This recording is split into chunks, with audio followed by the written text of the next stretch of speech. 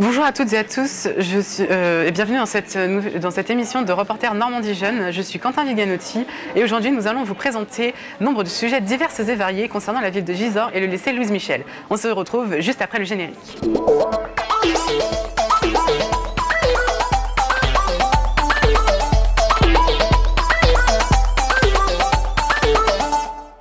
À Gisors se trouve une mairie dirigée par Monsieur Ressaert et aujourd'hui nous accueillons un de ses élus, Monsieur Moerman, interviewé par Quentin Mathieu.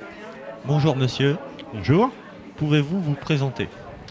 Oui, rapidement, je suis Eric Moerman, j'ai 54 ans, ça fait 31 ans maintenant que je suis sur Gisors. Je suis papa de 3 fils qui ont été dans ce lycée, qui ont fait leurs études jusqu'au bac ici, qui sont maintenant dans la vie active.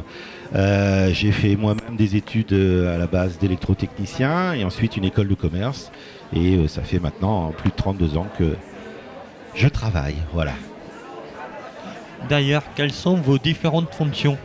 Alors, j'en ai plusieurs. J'en ai de façon professionnelle et j'en ai de façon associative et également en tant qu'élu.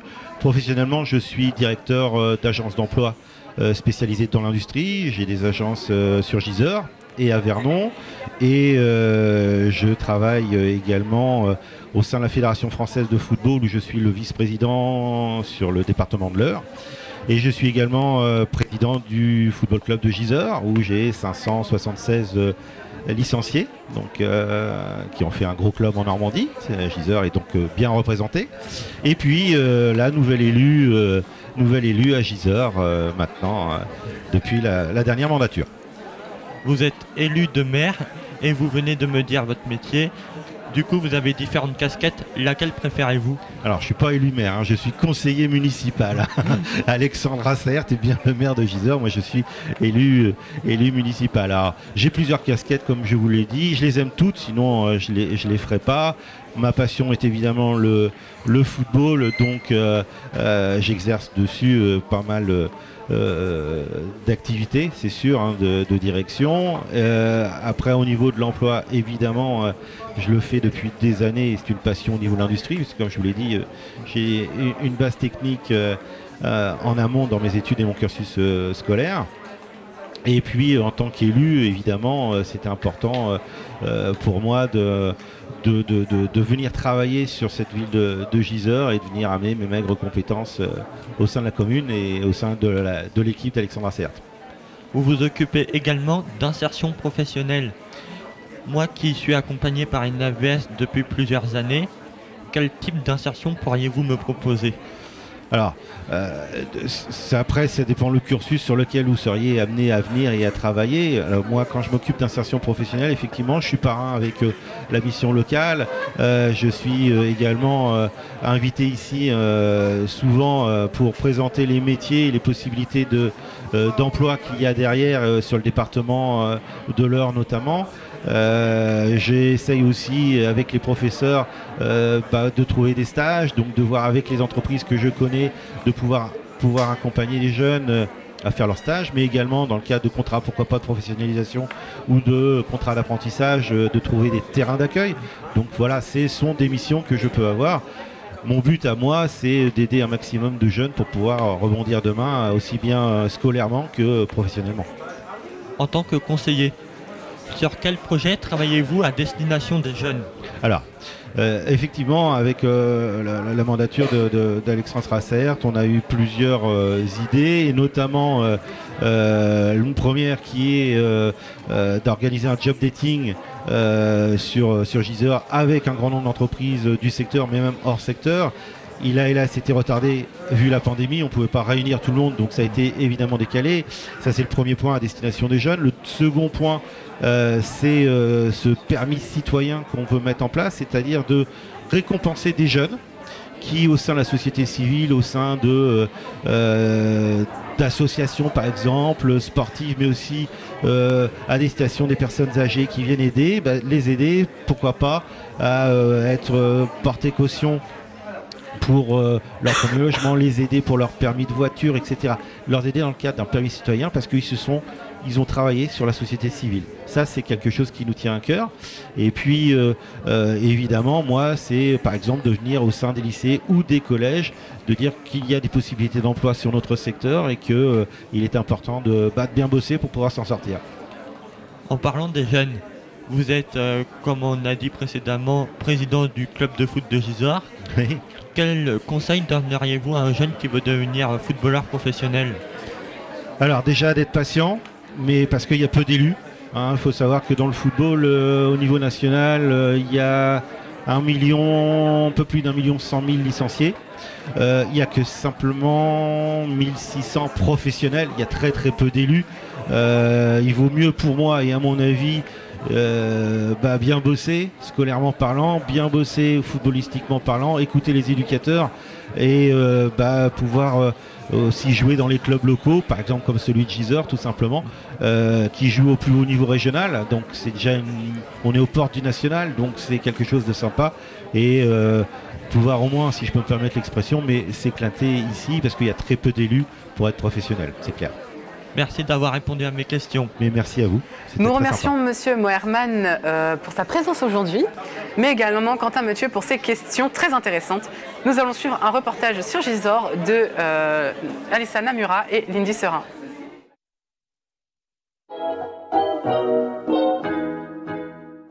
Bonjour, nous sommes Lindy et Alissa, élèves de première en bac professionnel Agora, assistante à la gestion des organisations et de leurs activités. Nous allons vous présenter Gisors. C'est une commune française, super connue, dans le département de l'Eure en Normandie. Gisors est une vieille ville, genre 2e siècle avant Jésus-Christ. Ah oui, ça date quand même. La place est clairement vivante. Je suis totalement d'accord. C'est qui le maire? Mais t'es pas au courant? C'est Alexandre Rassaert, il a été élu maire de Gisors en 2014. Il est aussi un ancien élève du lycée Louise Michel. Ah ok. Bon, allez, viens. Regarde, il y a la mer. Mais non, c'est la rivière de l'Epte. Donc voici l'église de Gisors. Elle a commencé à être construite à la fin du XIIe siècle et les travaux ont été achevés à la fin du XVIe siècle. Tu connais l'histoire de l'église, toi? Ben oui. Ouais. Bon, du coup, je vais vous parler du château qui est un élément crucial de cette magnifique ville. Il a été créé par le fils de Guillaume le Conquérant. C'est un ancien château fort construit entre le XIe siècle et le XVIe siècle. Voici le collège Victor Hugo et le collège Pablo Picasso. Et bien entendu, le lycée Louise Michel où nous nous trouvons actuellement. Merci de nous avoir écoutés. Très instructif, ça donne envie de venir sur Gisors. Nous accueillons ensuite Monsieur Édouard Martinez, DDFPT du lycée Louise Michel, et ainsi que Mélissa Pellan pour l'interviewer. Bonjour Monsieur Martinez, pouvez-vous vous présenter?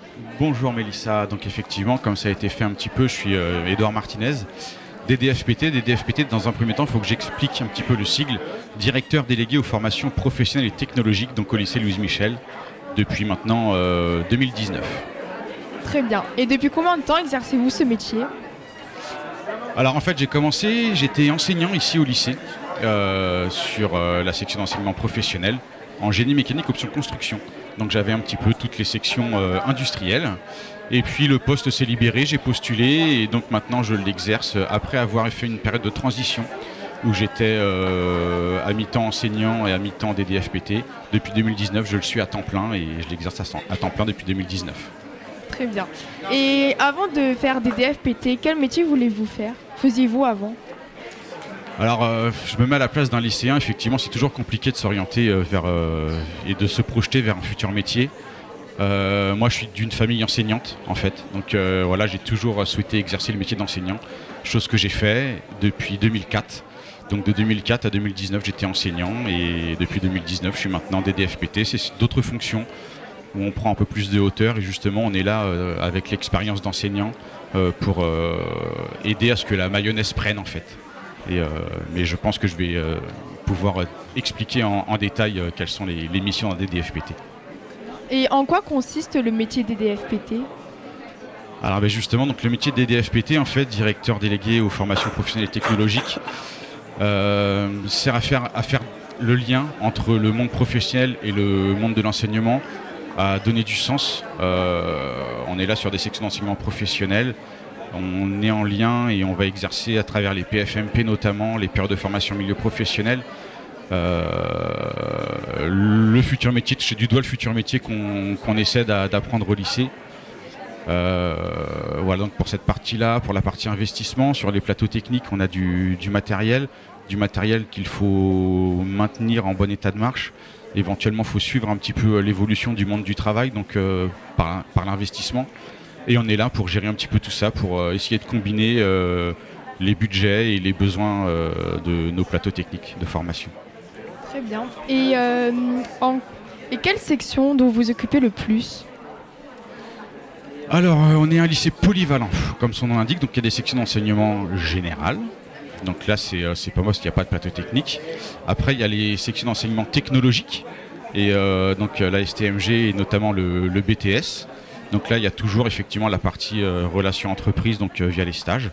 Donc là, je m'en occupe un petit peu, et c'est surtout la partie d'enseignement professionnel. Voilà, donc les élèves de la CEP. Et pour une dernière question, quelle est la partie dont vous préférez le plus dans votre métier ?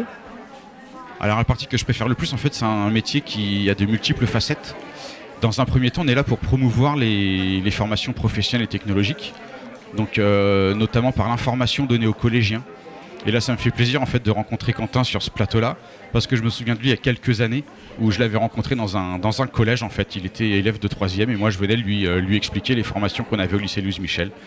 Ça, c'est une première facette. Deuxième facette, c'est le relationnel avec les entreprises. On a pu voir différents acteurs du monde économique là passer sur votre plateau. Moi, ce matin, en amont des portes ouvertes qui commençaient à 9h, j'ai accueilli un groupe d'entrepreneurs du secteur à 8h. Pour une visite d'établissement un petit peu en VIP. Voilà, ils ont des emplois du temps hyper chargés. Donc je leur ai présenté toutes nos sections, je leur ai fait visiter les ateliers.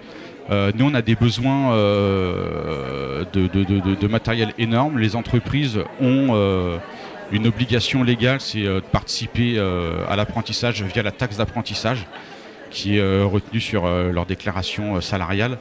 Donc voilà, on leur explique ça et puis via des partenariats, voilà, on sait qu'on sera soutenu par les acteurs locaux du bassin. Très bien. Merci Monsieur Martinez pour avoir répondu à toutes les questions. Merci du coup Monsieur Martinez effectivement pour vos réponses et vous Mélissa pour vos questions. Sans plus attendre, un reportage sur l'historique du lycée présenté par Margot Calins et Laura Petit. Bonjour, je m'appelle Margot. Et moi c'est Laura. Nous allons vous raconter l'histoire de notre lycée. Il a été construit en 1885. Le bâtiment du côté général était une pension pour les jeunes filles des religieuses zélatrices de la Sainte Eucharistie et a fermé en 1906. Les religieuses zélatrices de la Sainte Eucharistie étaient une congrégation religieuse féminine contemplative du droit pontifical. Mais qu'est-ce que l'Eucharistie ? L'Eucharistie est un sacrement chrétien qui commémore et perpétue le sacrifice du Christ. Au printemps 1914, il a été transformé en hôpital par le comité de la Croix-Rouge de Gisors. 130 lits ont été mis à disposition et ont permis de soigner plus de 4000 soldats pendant la Première Guerre mondiale.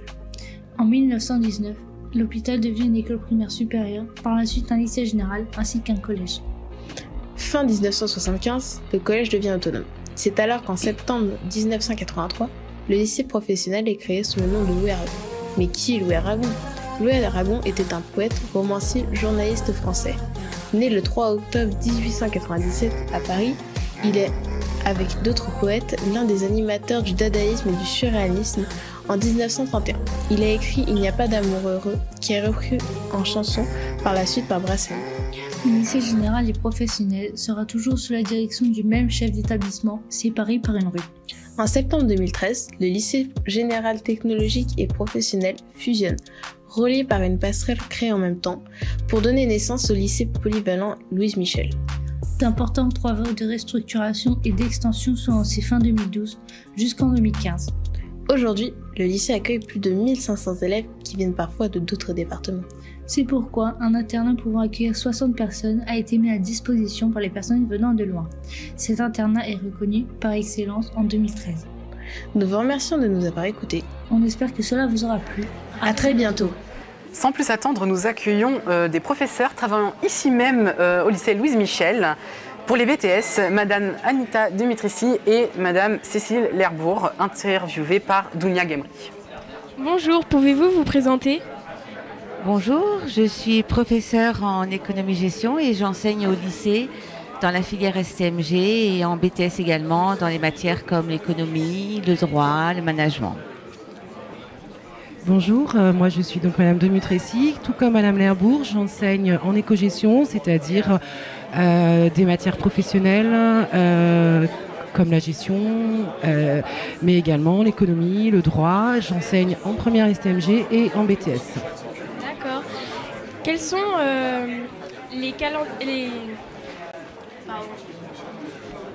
qu'est-ce que c'est que le BTS de la gestion de la PME? Alors ce BTS est un BTS tertiaire, c'est une formation gratuite en 2 ans dans cet établissement.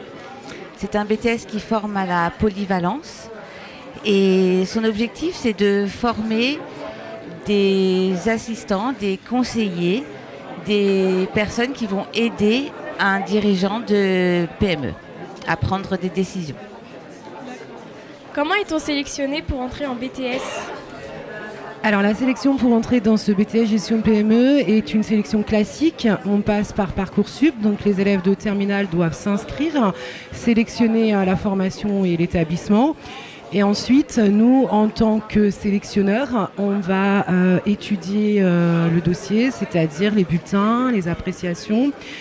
Le candidat a tout intérêt à mettre des informations dans sa lettre de motivation, donc éventuellement son projet professionnel, son choix de poursuite d'études. Et au sein du lycée, avec l'aide de M. Martinez qui est passé précédemment, on organise des journées d'immersion. Donc les élèves de terminale qui souhaitent confirmer leur choix d'orientation peuvent assister toute une journée à nos cours de BTS. D'accord. Quelles sont les qualités attendues pour ce BTS ? Alors, ce que nous attendons des étudiants, ce sont des étudiants très autonomes, surtout dans leur travail. Alors, cette compétence, elle va être développée au fur et à mesure de la formation, bien sûr. Nous avons besoin d'étudiants aussi qui soient de bons communicants, à l'écrit, à l'oral, mais il faut qu'ils aient également une capacité d'analyse et une capacité rédactionnelle importante. Voilà. Après, on a besoin aussi qu'ils sachent, mais bon, on leur apprend également à travailler en équipe, puisque la qualité relationnelle est importante. Quelles sont les matières principales ? Alors en fait, on va décomposer l'enseignement du BTS en 2 grandes parties. On va avoir des enseignements professionnels, on va retrouver de la comptabilité, de la gestion. On aura des notions concernant le développement commercial, la gestion du risque, la gestion des ressources humaines. Et puis à côté, on va ajouter des matières plus générales, l'économie, le droit pour connaître l'environnement dans lequel on évolue, le management pour le fonctionnement de l'entreprise. Et à ça, on ajoute la culture générale et expression, parce que c'est important d'avoir de la culture générale et de savoir rédiger. Et bien sûr, les langues. Donc les langues, parce que de plus en plus d'entreprises utilisent de plus en plus l'anglais, mais au sein du lycée, on a aussi la possibilité de faire de l'allemand et de l'espagnol. Et dernière question, en quoi consistent les stages en BTS ? Alors les stages sur les 2 ans, c'est 12 semaines en tout, 2 fois 6 semaines. En première année, ils partent en fin de première année et ensuite en milieu de 2e année. Voilà. Et concernant ce que l'on attend concrètement des stages, le stage de première année va permettre de passer un examen un peu avant Noël de la 2e année sur plutôt la comptabilité de l'entreprise, alors que le stage de 2e année, qui va aussi permettre de passer un examen, va concerner plutôt les risques dans l'entreprise. Mais voilà, pour finir, en fait, les stages sont ont quand même l'atout d'insérer l'étudiant dans le monde professionnel et de mettre en application tout ce que on leur enseigne pendant 2 ans. D'accord. Merci pour vos réponses. Merci à vous. Nous vous remercions, mesdames, du temps que vous nous avez accordé aujourd'hui. Et évidemment, merci à Dounia Gemri pour ces questions. Tout de suite, nous retrouvons un reportage de Lidwin Roland et Enzo Cardozo sur les parcours des assistants d'éducation au lycée. Bonjour, je m'appelle Enzo. Et moi, Lidwin. Nous sommes des élèves en première Agora au lycée Louise Michel de Gisors. Et aujourd'hui, nous avons à la rencontre d'assistants d'éducation. Bonjour, pouvez-vous vous présenter? Bonjour, je m'appelle Kelly, je suis assistante d'éducation au lycée Louise Michel de Gisors. Quel a été votre parcours scolaire? J'ai fait un bac STG dans ce même lycée et ensuite j'ai continué en faisant coach sportif. Et depuis combien de temps êtes-vous au lycée Louise Michel? Je travaille ici depuis septembre 2021. Qu'auriez-vous fait si vous n'étiez pas assistant d'éducation? J'aurais sûrement continué mon métier de base. Et est-ce que vous auriez un ou plusieurs conseils à donner à quelqu'un qui souhaite commencer cette activité? Alors premièrement, être polyvalent et deuxièmement, savoir se faire respecter. C'est tout? Oui. D'accord, merci. De rien. Bonjour, pouvez-vous vous présenter? Bonjour, je m'appelle Abby, je suis assistante d'éducation ici au lycée Louise Michel. Quel était votre parcours scolaire? Alors, j'ai un bac professionnel cuisine et une mention complémentaire. Avez-vous aimé faire cette formation? Oui. Qu'auriez-vous fait si vous n'étiez pas assistant d'éducation? Je pense que je serais encore cuisinière en tant que saisonnière dans le sud de la France. Depuis combien de temps travaillez-vous au lycée Louise Michel? Depuis septembre 2021. Avez-vous un conseil à donner, un ou plusieurs conseils à donner à une personne qui souhaite commencer dans cette activité? Oui, moi je lui dirais de savoir se faire respecter. Être attentif à ce qui se passe dans le lycée. Savoir être polyvalent. Et de faire respecter le règlement intérieur aux élèves, tout simplement. Et de suivre nous-mêmes le règlement intérieur. Sachant que le métier d'assistant d'éducation n'est pas reconnu par l'État et ne peut pas être plus exercé de 6 ans, avez-vous déjà envisagé d'autres projets pour votre avenir? Oui, absolument. Là, je compte faire une formation en tant qu'éducatrice spécialisée. Voilà. Bah d'accord, merci bien pour votre réponse et puis bonne journée à vous. Merci à vous aussi. Merci. Sans transition, un point culture. Dans cette émission, Gisors est un lieu culturel et mérite d'être exposé au grand public. C'est pourquoi nous accueillons Marwan Gachi pour sa chronique. Bonjour à tous, je m'appelle Marwan Gachi, je suis en première Agora au lycée Louise Michel. Alors aujourd'hui, je vais vous présenter 2 lieux culturels de Gisors, le château et l'église. Le château de Gisors est un monument historique construit à la fin du XIe siècle par Guillaume le Roux, fils de Guillaume le Conquérant. Le château est constitué de 3 tours, la tour du prisonnier, le tour du diable et le donjon. Aujourd'hui, le château est en ruine, mais il sert de monument historique. Il peut être visité du lundi au samedi. Et je vais donc maintenant vous présenter l'église Saint-Gervais-Saint-Porté. L'église Saint-Gervais-Saint-Porté a été construite au XIIe siècle et a achevé sa construction au XVe siècle, XVe siècle. Il est dans un style gothique flamboyant. Des travaux de rénovation s'y déroulent depuis 2021 et il peut être aussi visité du lundi au samedi. Merci de m'avoir écouté. À bientôt sur RNG. Une magnifique chronique que voilà. Lorsque l'on pense lycée Louise Michel, on pense évidemment musique. Et c'est pourquoi nous accueillons notre professeure de musique favorite, Madame Sophie Etienne, accompagnée par Enzo Cardozo évidemment pour l'interviewer. Bonjour, pouvez-vous vous présenter Madame Etienne? Bonjour, donc je suis Sophie Etienne, je suis enseignante d'éducation musicale et chant choral au lycée Louise Michel et j'enseigne aussi au collège Pablo Picasso de Gisors. Très bien. Qu'est-ce que la section musicale? Alors la section musicale, c'est un enseignement à la fois qui représente l'option facultative en seconde, première et terminale et un enseignement de spécialité en première et en terminale. Quelles sont les qualités requises pour intégrer la section musicale? Alors ce qui est très intéressant, c'est que justement, il n'y a pas de prérequis pour intégrer cette section.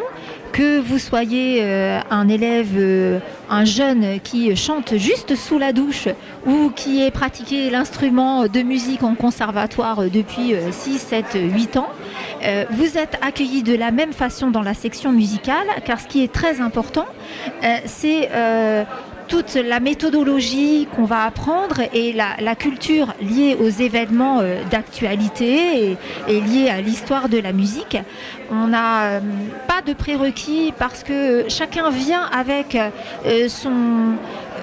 son bagage d'émotions et on apprend dans le cours. Évidemment, tout ceci est lié à un programme ministériel de l'éducation nationale bien identifié. Mais le but de cette section musicale, c'est vraiment de valoriser, de mettre en confiance, de donner de l'assurance aux jeunes et de leur donner surtout une plus-value grâce à ce patrimoine artistique et culturel. Très bien. Pouvez-vous nous citer quelques projets de votre section ? Alors, nous avons des projets de grande envergure et des projets qui sont beaucoup plus humbles, à commencer par des midis musicaux, c'est-à-dire que je mets beaucoup de cœur à créer une vie musicale au sein de l'établissement. Ça participe à la sérénité du climat scolaire et aussi au bien-être de chaque jeune qui va passer 3 années dans le lycée. Donc les midis musicaux sont un moment où nous nous rassemblons dans les forums du côté du lycée général et du côté du lycée professionnel et on produit une playlist de morceaux face aux 1500 élèves de l'établissement.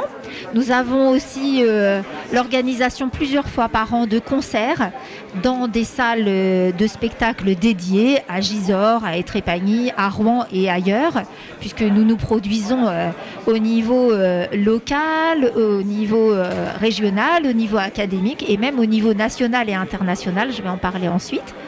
Et donc, quand on a l'habitude de se produire sur scène face à 400, 500, 600 spectateurs, évidemment, c'est encore une façon pour moi de préparer les élèves à gagner en assurance et en confiance. Ensuite, face à un jury d'examen pour un baccalauréat, par exemple. Donc, c'est une vraie préparation au grand oral. Au-delà des concerts, il y a cette année un grand projet qui est mené, c'est la création d'une comédie musicale qui s'intitule Flaubert Flaire le Beau. Nous avons d'ailleurs reçu de la part du comité scientifique Flaubert 21 une labellisation. Et nous sommes soutenus par des subventions de la DRAC, du rectorat, de la DAC, de Réseau Canopé, de la SACEM, aussi de nos collectivités territoriales, la ville de Gisors, la ville d'Étrépagny, la communauté de communes. Et nous allons produire la première de cette comédie musicale le jeudi 28 avril à 20h à la salle Jacques Brel d'Étrépagny. Voilà, ça c'est un moment très important, c'est une création pure. Nous avons décidé de la produire plusieurs fois sur scène. Et pourquoi Flaubert ? Eh bien parce que c'est un peu l'ADN de cette section musicale, apprendre dans le plaisir et apprendre de tous les sujets dans le plaisir et dans la confiance. Donc nous sommes très fiers de produire ceci.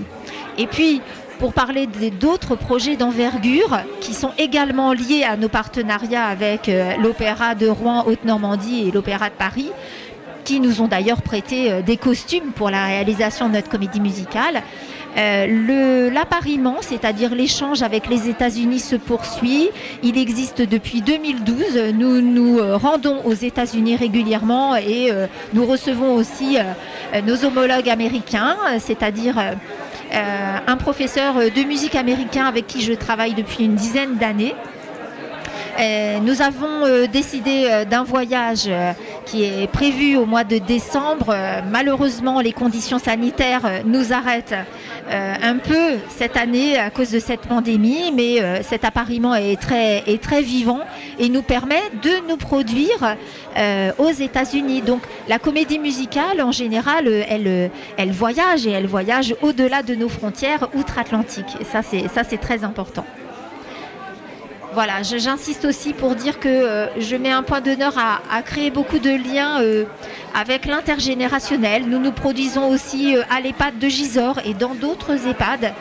Nous essayons aussi de faire des liens avec les collèges et particulièrement cette année un grand projet de festival choral académique, le festival choral académique Chœurs en Heure, que je co-dirige avec Monsieur Étienne, mon époux, qui est également professeur de musique, se produira le lundi 28 mars et mardi 29 mars à la salle Jacques Brel d'Étrépagny. Et nous nous produisons en compagnie de 5 collèges de la région, 2 de Vernon, 1 du Val d'Azé et 1 des Andelys, ainsi qu'une école primaire d'Étrépagny. Nous produisons un grand répertoire qui est dédié au chant choral et ce festival choral académique a la vertu de rassembler des élèves de primaire, des élèves de collège et des élèves de lycée. Et tout cela, ça entre en résonance avec une vraie cohérence de parcours musical que j'ai créé également, c'est-à-dire des classes CHAM, classes à horaires aménagés musique qui ont lieu en collège pendant les 4 années de collège et les élèves ensuite peuvent poursuivre cet enseignement au lycée avec l'option musique et l'option de spécialité musique. Et j'ai créé aussi une passerelle avec le lycée Henri Martin de Saint-Quentin pour une classe préparatoire avec l'option musique. Donc la musique peut se vivre de la maternelle jusqu'à l'école supérieure dans une vraie cohérence de parcours dans notre bassin de vie qui est plutôt défavorisé dans les structures culturelles mais pour lesquelles nous essayons de faire vivre la musique amplement. D'accord, je vous remercie pour toutes vos réponses. C'est moi qui vous remercie. Merci beaucoup à vous. Et vive la musique, faisons-la vivre et rendons-la accessible au maximum aux jeunes, quelles que soient leurs origines, quel que soit leur bassin de vie et quelle que soit leur façon de vivre leur vie. Merci. Merci à vous. Au revoir. Merci beaucoup pour cette interview, Madame Etienne, et merci à Enzo Cardozo de nous avoir fait connaître par le biais de ces questions la section musicale. Générique.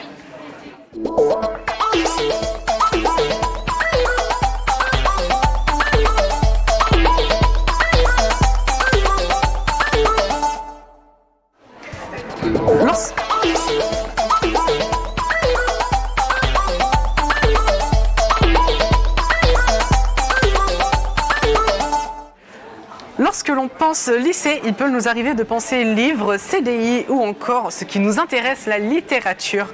Et nous accueillons donc Quentin Mathieu ainsi que Robin Langlois pour nous parler justement de la littérature Louise Michel. Bonjour à vous deux. Bonjour. Bonjour. Louise Michel était écrivaine. Mais pourquoi peut-on dire qu'elle est si profondément liée à la littérature française? En effet, elle a longtemps écrit à son idole Victor Hugo pour chercher du réconfort. Elle lui a adressé des poèmes et des lettres. Ces lettres, elle les a regroupées dans le fameux livre « Je vous écris de ma nuit ». Chère mère, je vous écrivais pendant que vous m'écriviez. Venez, car ce que j'ai à vous dire est important. Merci du fond du cœur, Louise Michel, 20 avenue de Paris, Versailles. On notera le profond respect qu'elle avait à l'égard de l'écrivain. Oui, elle appelait Victor Hugo « cher maître », alors qu'elle était anarchiste. Victor Hugo a quant à lui rendu hommage à Louise Michel dans son fameux poème « Viro Major, plus grand qu'un homme », suite à l'arrestation de la jeune femme après la chute de la Commune de Paris.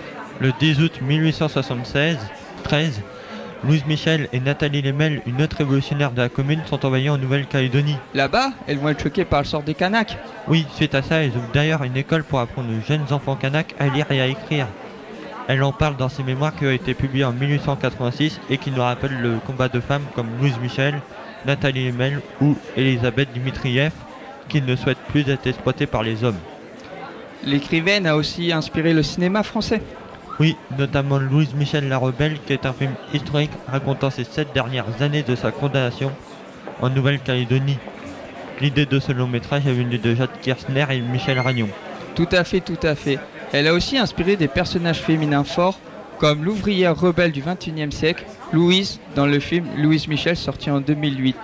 L'écrivaine s'est ainsi ancrée dans la culture française, c'est pourquoi aujourd'hui on peut voir son nom apparaître sur la façade de notre établissement. On vous remercie de nous avoir écoutés. En vous souhaitant de passer une bonne journée en notre compagnie. Eh bien, merci à vous deux pour cette passionnante chronique. Nous allons donc recevoir Madame Valérie Zagnier, conseillère en images, interviewée par Robin Langlois. Bonjour Madame. Bonjour. Pouvez-vous vous présenter?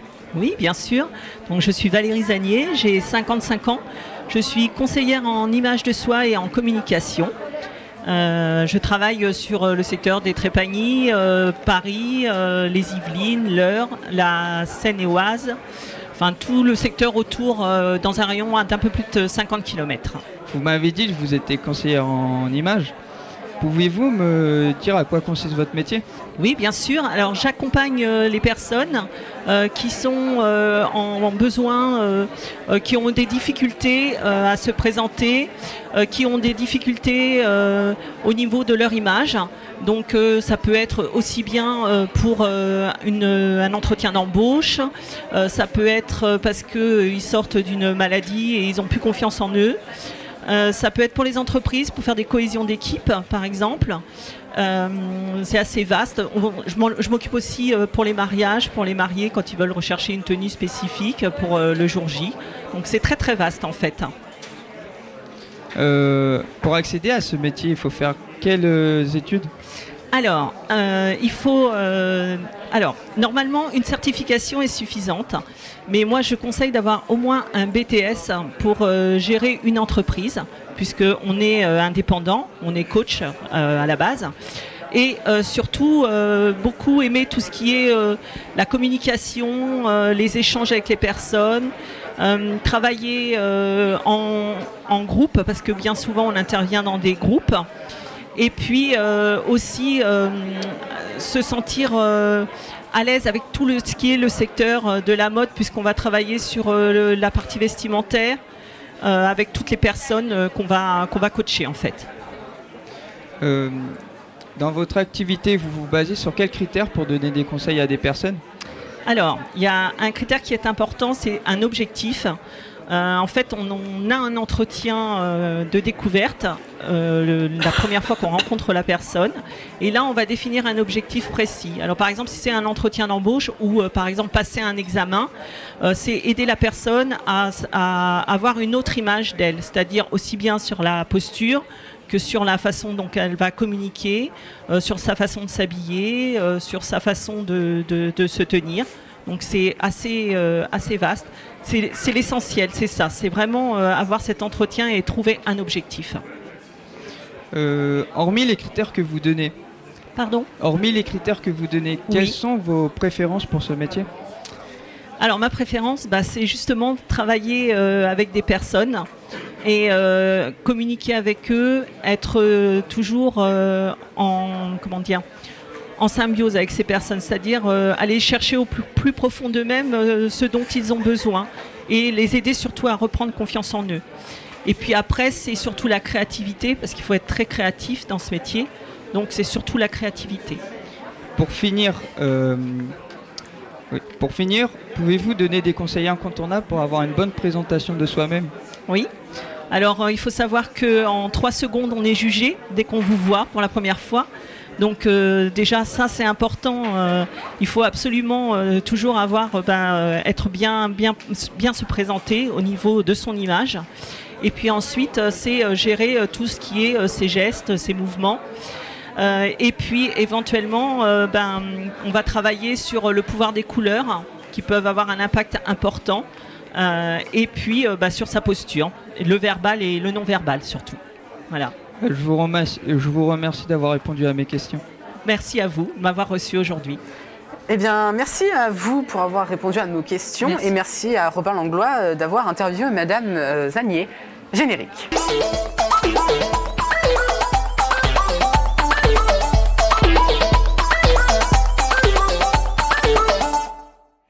C'est maintenant au tour de Mélissa Pélan de rejoindre le plateau afin de nous présenter la biographie de Louise Michel.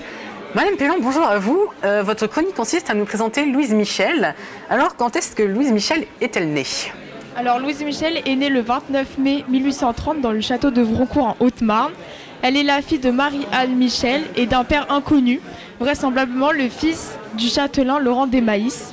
Et elle a été élevée par sa mère et de la famille des parents de Laurent Desmaïs, qu'elle considère comme ses grands-parents. Très bien. Est-ce qu'elle a continué à être institutrice ? Alors en 1883, elle ouvre une école privée à Paris et elle enseigne pendant 3 ans selon les principes républicains. Puis elle s'installe à Paris pour enseigner l'institution de Madame Voilier. Très bien. Qu'est-ce que Louise Michel fait après ? Alors le 1er novembre 1870, elle est nommée présidente du comité de vigilance républicain au 18e arrondissement. Ensuite, le 16 décembre 1871, sa vie chamboule. Elle est condamnée à la déportation en Nouvelle-Calédonie. D'accord, très bien. Pourquoi est-ce qu'elle a été condamnée à la déportation? Alors, elle a été condamnée à la déportation pour sa participation à la Commune de Paris. Elle a mis en œuvre la création des crèches, l'instruction des filles, la renaissance de l'union libre et du divorce et l'interdiction à la prostitution. Ensuite, elle se bat pour la liberté du peuple kanak. Le peuple kanak, c'est les habitants de la Nouvelle-Calédonie. Très bien. Est-ce qu'aujourd'hui, elle est encore coupable?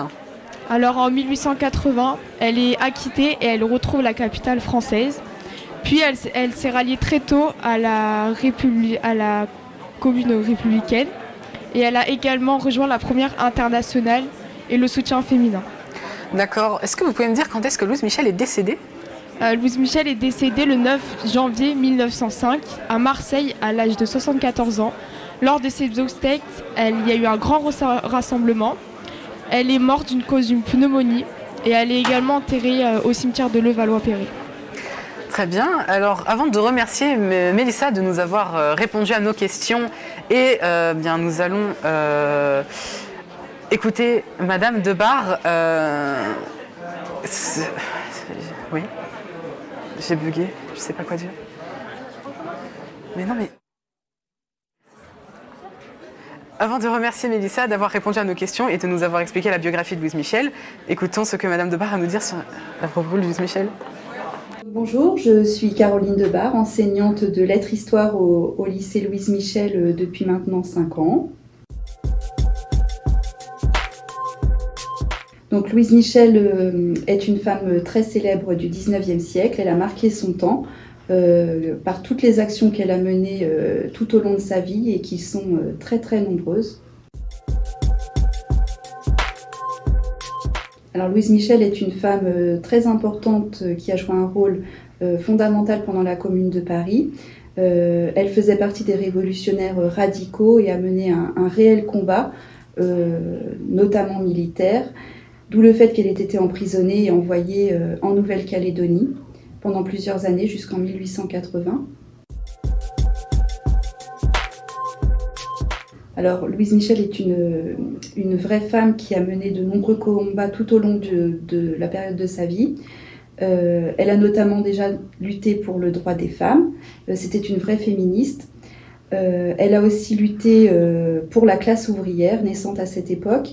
Et pour finir, elle a aussi défendu l'éducation des enfants et notamment, elle s'est battue pour l'éducation des jeunes filles. Alors Louise Michel, en un mot, on peut dire que c'est une vraie féministe, bien en avance sur son temps. Très beau portrait de la personne qui était Louise Michel. Sans transition, nous accueillons dès à présent Madame Marie Zagnier, une ancienne élève du lycée, pour une interview dirigée par Laura Petit. Bonjour Quentin, bonjour Madame Zagnier. Bonjour. Ça va vous faire bizarre de revenir au lycée? Oui. Pouvez-vous vous présenter? Du coup, je m'appelle Marie, j'ai 20 ans et je suis une ancienne élève du lycée. J'étais en bac pro gestion et administration avec Madame Koudaya. Enchantée. Racontez-moi, comment s'est passée votre scolarité au lycée? Très bien, alors que de base, je n'aimais pas l'école du tout. Mais le fait d'être avec Madame Koudaya, ça m'a fait aimer l'école. Donc c'était bien. De très belles années derrière vous, du coup. Oui. Pour vous, quelle est la différence principale entre le collège et le lycée professionnel? Au lycée, on est plus libre. Et le fait qu'on ait des stages et qu'on soit plus dans le monde professionnel, c'est beaucoup mieux, je trouve. En effet, c'est vrai qu'au lycée, on peut se sentir beaucoup plus responsabilisé. Pouvez-vous nous parler de votre formation post-bac? J'ai fait un BTS gestion des petites et moyennes entreprises en alternance. Et donc voilà. Maintenant que vous avez terminé vos études, que faites-vous actuellement?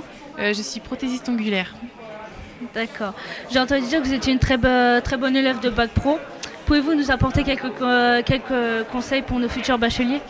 Il faut persévérer et y croire surtout. Et travailler, c'est important. Mais après, normalement, vous pouvez réussir, c'est pas très compliqué. D'accord. Et pour finir, pouvez-vous nous apporter un conseil pour nos travailleurs de demain? Faire un métier que l'on aime, c'est important. Et ne pas écouter forcément les gens si on a envie de faire quelque chose, il faut le faire. Il ne faut pas hésiter. D'accord. Je vous remercie d'avoir répondu à mes questions. Merci aussi. À très bientôt. Oui. Eh bien, merci à Marie et à Laura. Pour finir ce reportage, Clara Benoun et Dounia Gemri sur les élèves de différentes sections du lycée. Bonjour, nous sommes Clara et Dounia en première Agora au lycée Louise Michel à Gisors. Nous allons rencontrer des élèves pour en savoir plus sur leur parcours scolaire au sein du lycée. Bonjour, puis-je vous poser quelques questions? Oui, bien sûr. Pouvez-vous vous présenter? Alors, bien sûr, bonjour, je suis Enstu Lucanon, je suis élève en terminale générale, donc je suis vice-président du CVL et président de la MDL. D'accord, alors première question, avez-vous un conseil pour réussir votre année? Oui, s'il y a un conseil qu'il faudrait suivre selon moi pour réussir son année, eh bien c'est l'assiduité. Voilà, c'est peut-être un petit peu chiant de relire ses cours tous les soirs, mais il faut le faire et puis comme ça vous réussirez plutôt facilement. D'accord, et deuxième question, est-ce que vous avez un métier qui vous intéresse? Oui, alors en réalité j'en ai deux, donc soit être avocat, soit bien être administrateur de l'Union Européenne. D'accord, et ben merci pour vos réponses. Bonjour Yancy. Bonjour. C'est à moi de vous poser des questions maintenant. Comment vous sentez-vous à l'approche du bac? Alors ça va peut-être être bizarre, mais plutôt serein, mais ça c'est parce que je travaille. En revanche, si on ne travaille pas, je sais qu'actuellement on peut avoir beaucoup de stress. D'accord. Et quel type d'études supérieures voudrez-vous faire après le bac? J'envisage de faire une licence de droit, ou bien pourquoi pas, si je suis accepté, Sciences Po. Ok, et faudrait-il faire plus de stages pour mieux pratiquer? Alors, pour pratiquer le métier que je voudrais faire, oui, il faudrait avoir quelques expériences, dont des stages, mais c'est vrai que c'est assez compliqué dans le milieu du droit avec le secret professionnel, mais je pense que oui, il faudrait faire plusieurs stages. D'accord, merci pour vos réponses. De rien. Bonjour, puis-je vous poser quelques questions? Oui, pas de souci. Pouvez-vous vous présenter? Moi c'est Léna, je suis en première OTM. OTM veut dire Organisation du transport des marchandises. D'accord. Et moi c'est Maïva et je suis aussi en première OTM. D'accord, on va commencer par vous, Léna. Alors, arrivez-vous à trouver des stages facilement? Oui, mais c'est plus compliqué depuis la crise sanitaire et dans le transport, il faut plus se déplacer dans la région parisienne. D'accord. Et vous, Maëva, avez-vous un conseil pour apprendre efficacement? On écoute bien en cours et on relit sa leçon avant d'y aller. D'accord.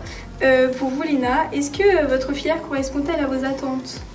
Oui, elle correspond à mes attentes, mais je veux pas me diriger dans un métier du transport. Vous voulez faire quoi? Agent immobilier. D'accord. Et dernière question pour vous, Maëva. Est-ce que la crise sanitaire a changé quelque chose à votre cursus? Oui, le fait d'être en demi-jauge, on a un peu plus du mal à se concentrer et on a un peu perdu du programme. D'accord, merci pour vos réponses. Merci à vous. Bonjour, puis-je vous poser quelques questions? Bonjour, oui, pas de souci. Pouvez-vous vous présenter? Je m'appelle Justine Ringuet, je suis en seconde MRC. D'accord, et c'est quoi la MRC? C'est métier de relation client. Et comment avez-vous choisi votre filière? Durant mon stage de 3e, j'ai fait à Yves Rocher en esthétique de base, sauf qu'il y a eu de la vente et ça m'a beaucoup plu. Ok, et comment vous sentez-vous dans votre filière? Franchement très à l'aise, les profs sont très compréhensifs quand on n'arrive pas à quelque chose, ils savent nous montrer comment c'est dans le métier, commerce, etc. Et dernière question, c'est quoi votre matière préférée? Le français et l'enseignement professionnel. D'accord, merci pour vos réponses. De rien. C'est la fin de nos interviews. Merci de nous avoir écoutés. Merci pour ces informations instructives quant aux élèves. Nous vous remercions également de nous avoir suivis lors de cette journée portes ouvertes. À bientôt sur Reporter Normandie Jeune.